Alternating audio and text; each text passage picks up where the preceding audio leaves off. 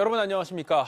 계룡시에서 60대 남성이 아파트 단지 내에서 도로 포장을 하던 롤러 차량에 깔려 그 자리에서 숨졌습니다. 주민들은 신호수도 없이 공사하는 게 위험하다며 수차례 민원을 넣었지만 아무런 조치도 취해지지 않았다며 분통을 터뜨렸습니다. 전유진 기자의 단독 보도입니다. 도로를 포장하는 노란색 롤러 차량이 인도 위로 비스듬히 올라와 있습니다. 도로에는 혈흔과 함께 인도가 심하게 긁힌 자국이 남아 있습니다. 어제 계룡시의 한 아파트 단지에서 10톤 롤러 차량이 주차돼 있던 SUV 차량을 들이받은 뒤 지나가던 60대 남성을 깔고 지나갔습니다. 남성은 그 자리에서 숨졌습니다. 사람이 어디 걸려가지고 이게 딸려가더라고요. 그래서 아이고 그냥 저 사람 큰일 났는데. 해당 아파트는 지난 24일부터 단지 내 도로 포장 공사를 하고 있었는데 롤러 차량 브레이크가 고장나 미끄러져 내려오면서 변을 당한 겁니다. 사고가 난 현장입니다. 브레이크가 고장난 10톤 차량이 사람을 친 뒤 이곳 인도위까지 올라섰습니다. 주민들은 공사가 시작되는 날부터 신호수조차 없이 공사하는 것이 위험하다며 수차례 민원을 제기했지만 계룡시가 미온적으로 대처했다고 입을 모읍니다. 시청은 자기 담당 아니라고 그러고 노동청 거기다 전화를 했는데 그분들은 바쁘다는 핑계로. 계룡시는 아파트 내 도로는 사유지라 단속 권한이 없다며 사고 전날 현장을 찾아 안전모와 신호수 배치를 권고했다고 밝혔습니다. 대전지방노동청 역시 근로자에 관한 조치만 취할 수 있다며 유선상 점검만 하고 현장을 방문하지 않았습니다. 결국 행정과 노동당국 모두 손을 넣은 사이 막을 수 있었던 중장비 사고에 선량한 시민이 숨지는 인재가 발생하고 만 겁니다.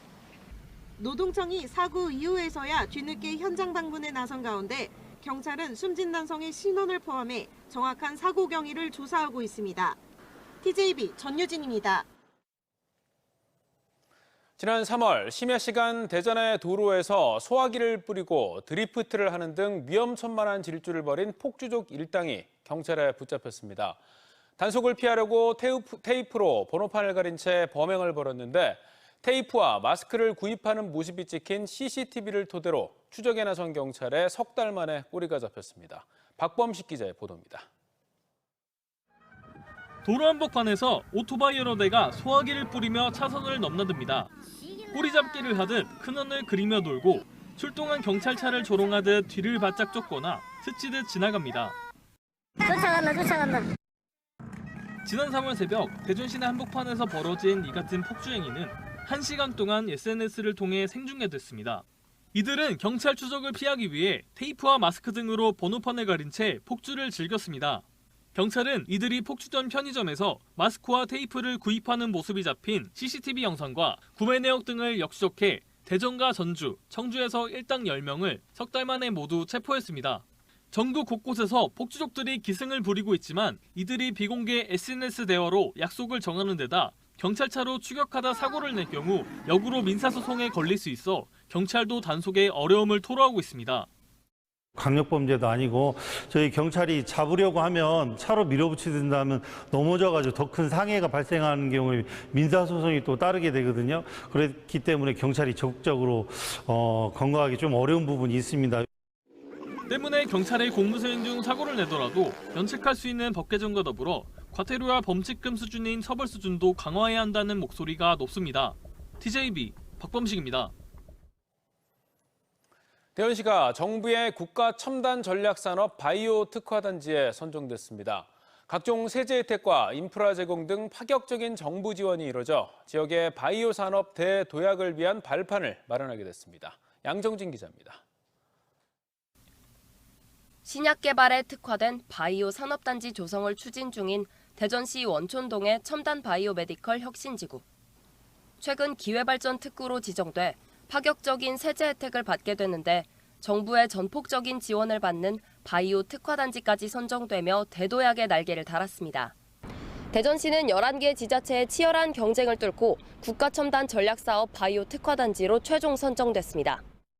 대덕특구를 중심으로 연구기관과 관련 기업 등 국내에서 유일하게 자생적인 바이오 신약 개발 파이프라인이 갖춰진 점이 높은 점수를 받았습니다.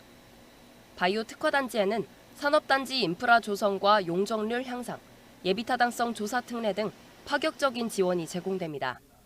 대전시는 신동 둔곡지구와 대덕 테크노밸리에 더해 원촌지구와 탐립 전민지구까지 4개 지구를 연계해 270만 평 규모의 바이오 신약 클러스터를 조성한다는 계획입니다. 2032년까지 연 매출액 1조 원이 넘는 혁신 신약 2개를 창출해 글로벌 거대 제약사로 키워낸다는 전략입니다. 세계 대표의 혁신 신약을 기술에서 제조까지 특화단지에서 가능하도록 구축하는 것이 최종적인 목표입니다. 특히 알테오젠과 머크 등 총 51개 기업에서 시설 및 연구 개발에 9조 원 투자 의향을 밝힌 만큼 혁신 신약 개발의 꿈이 현실로 실현될 가능성이 높아지고 있습니다. 미국 출장 중인 이장우 대전시장도 특화단지 선정에 대한 남다른 기대감을 나타냈습니다. 한 300개 바이오 기업이 있는데 지난번에 기회발전 특구에 이어서 특화단지까지 선정됐기 때문에 앞으로 대전이 대한민국 바이오 산업을 사실상 석권하는. 다만 국가 예산이 한정된 가운데 5개의 특화단지가 다수 지정된 만큼 실제 예산 확보와 투자 유치 확정 여부 등은 풀어야 할 과제로 남아 있습니다. TJB 양정진입니다. 행정중심 복합도시건설청이 충청권 하계 유대회 등에 대비해 세종시 나성동에 6개 필지의 숙박용지를 추가로 공급하기로 했습니다. 하지만 세종시의 첫 4성급 호텔이 경영난으로 최근 강제 매각 절차를 밟고 있는 상황에서 용지 공급이 원활하게 이루어질 수 있을지는 의문입니다. 김철진 기자의 보도입니다. 행정중심 복합도시건설청이 세종도심의 숙박시설 확충을 위한 토지 공급 계획을 내놨습니다. 국립박물관단지와 세종수목원에 인접한 이곳 나성동 일대에 500에서 700실 규모의 숙박시설 용지를 공급한다는 계획입니다. 모두 6개 필지, 6,700여 제곱미터 규모로 최고 12층 규모의 숙박업소를 최대 6개까지 유치한다는 방침입니다. 지난해 세종시 방문객은 2,746만 명까지 증가했지만 세종 도심에 운영 중인 숙박시설은 5곳, 하반기 문을 열 예정인 호텔까지 포함해도 객실 수가 950개 정도입니다. 행복청은 국제정원 박람회와 하계 유대회 등 국제행사들과 세종의사당 유치 등을 고려하면 오는 2026년까지 최소 2천여 개의 객실이 필요하다고 보고 있습니다. 국회 관련한 기능들이 조금 더 확충이 되면 이런 마이스 산업을 위한 수요 부분이 점점적으로 늘어날 거로 이렇게 예상을 하고 있고. 다만 숙박용지 공급이 원활하게 이루어질지는 미지수입니다. 지난 2021년 세종에서 처음으로 문을 연 4성급 호텔이 금융권 대출을 갚지 못해 강제 매각 절차에 들어가는 등 세종시 상권 불황이 심각한 상황 때문입니다. 용지가 공급되는 나성동 일대가 세종에서도 가장 비싼 지역인 만큼 분양가 책정이 얼마나 합리적으로 이뤄지냐도 관건입니다. 중저가 숙박시설을 좀 활성화시키고 그로 인해서 주변 상권이나 그다음에 시민분들께서 우려하는 문제들까지 해소하기 위해서는 결국 합리적인 가격들이 좀 조성이 좀 돼야 된다라는. 행복청은 이번 도시계획 변경안에 대해 2주간 시민들의 의견을 듣고 하반기부터 용지 공급에 나선다는 계획입니다. TJB 김철진입니다.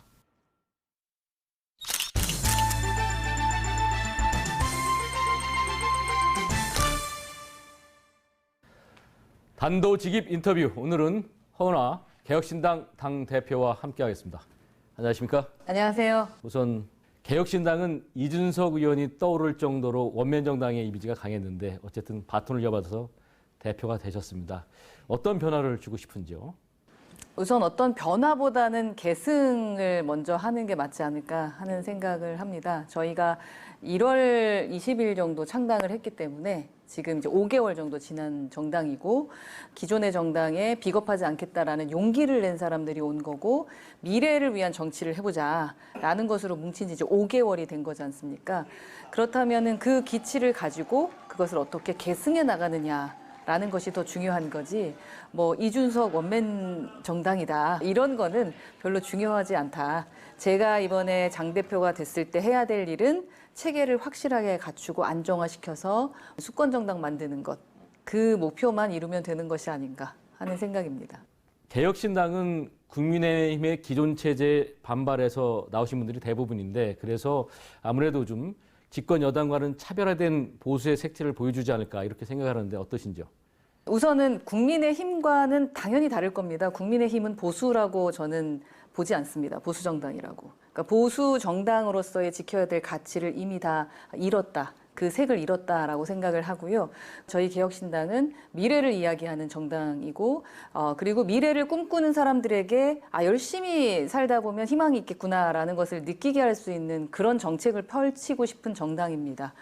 그렇기 때문에 어떤 이념적인 것에 틀에 갇혀진 모습을 보여주지는 않을 겁니다. 과연 개혁신당은 얼마나 오래 지속 가능한 정당이 될 것인가도 많은 분들이 궁금해하는 점입니다. 그렇다고 본다면 먼저 지방선거에서 유의미한 결과를 얻어야 될 텐데 어떻게 준비하고 계신지요?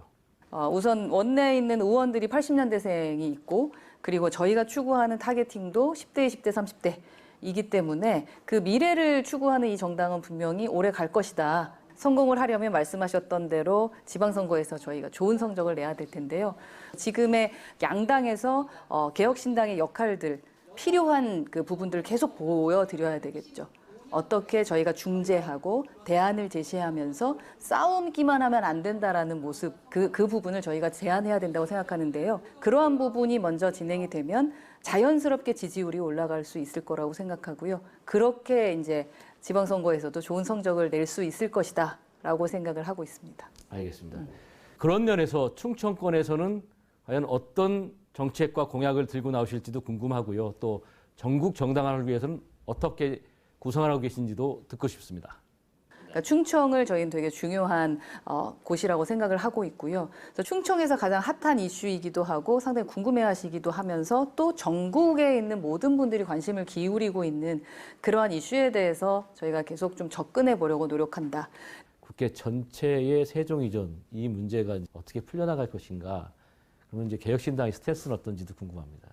저희는 이미 세종 이전에 대해서 찬성한다고 말을 했었죠. 그래서 워싱턴처럼 만들어야 된다라는 말씀을 좀 드렸었고요. 전국 정당을 하기 위해서 저희가 걸어가야 될 길이 상당히 멀고 험할 거라는 생각이 듭니다. 아직 조직이 없기 때문에. 그래서 조직을 만들어서 진행해야 될 텐데 저희 지도부에서 현장을 좀 자주 다녀야 된다라는 생각을 하고 있습니다. 보수의 맹주 자리를 놓고 국민의힘과 이 개혁신당이 건강한 경쟁을 하다가 기존 세력들이 빠지게 되면 자연스럽게 또 합당도 가능하지 않을까 이런 시나리오도 많이들 얘기들 하는데 어떻게 생각하시나요? 저희 개혁신당은 기존의 여의도 문법이나 기존의 틀에 갇히지 않겠다라는 것을 우선은 기조로 갖고 있습니다.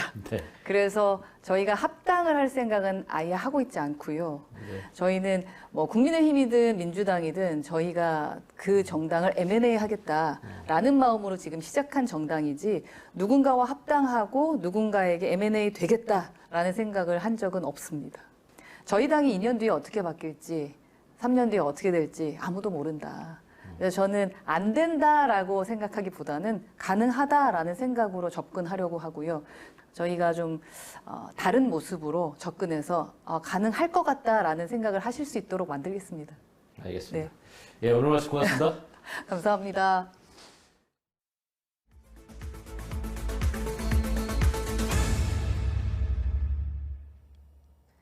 대전시의회 의장단 선출 과정에서 국민의힘 의원들의 내분으로 선거 파행이 빚어진 데 대해 국민의힘 대전시당 윤리위원회가 징계 절차에 착수했습니다. 국민의힘 대전시당 윤리위원회는 당헌 당규를 위반한 혐의로 송인석, 이상래, 조원휘 등 시의원 9명과 정당한 이유 없이 2차 투표 불참을 유도한 김선광 의원에 대해 징계 개시를 의결하고 다음 주쯤 윤리위원회를 열어 징계 수위를 결정하기로 했습니다. 전날 진행된 대전시의회 후반기 의장단 선거에선 김선광 의원과 조원휘 의원이 후보 등록을 놓고 갈등을 빚으며 1차 투표에서 의장 선출이 무산됐습니다. 강제 북송당한 북한 이탈 주민들의 인권을 다룬 영화 도토리 상영회가 북한 이탈 주민과 지역 주민 등 130여 명이 참석한 가운데 메가박스 대전 신세계 아트앤사이언스에서 열렸습니다. 탈북민의 날 제정을 기념해 민주평통 대전 서구협의회가 주최한 상영회에는 탈북민 출신인 허영철 감독을 비롯해 출연 배우들의 무대 인사에 이어 영화 상영이 진행됐습니다.